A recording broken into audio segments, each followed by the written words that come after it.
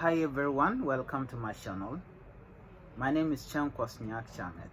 In today's topic, we are going to learn 5 English words that you can start using right away. Before we proceed, I would like you to subscribe to my YouTube channel.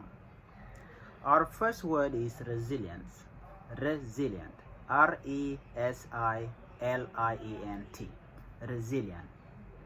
Resilient means being able to bounce back or recover quickly from difficult situation. Being able to bounce back or recover quickly from difficulties, it is what is called resilient. For example, after the storm, the community was resilient and rebuilt their home quickly. The next word is empathy. E-M-P-A-T-H-Y. This is the ability to understand and share someone else's feelings. For instance, she showed a great empathy by listening to her friend's problem without judgment.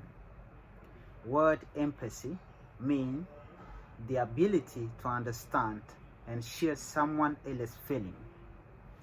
Word number 3, innovative. We have innovative. Innovative. I-N-N-O-V village A-T-I-V-E. It describes something new, advanced, and original. For example, the company is known for its innovative product that always surprise the market. The word innovative means it describes something new, something advanced and original. Word number 4. Our first word is ambiguous. A-M-B-I-G-U-O-U-S. Ambiguous. Which means something that can have more than one meaning and is not clear. The word ambiguous means when something has one or more meaning and it is still not clear. For example, the ending of the movies was ambiguous, leaving the audience to decide what really happened. Word number 5, we have meticulous. Meticulous, M-E-T-I-C-U-L-O-U-S. It means being very careful and paying great attention to detail.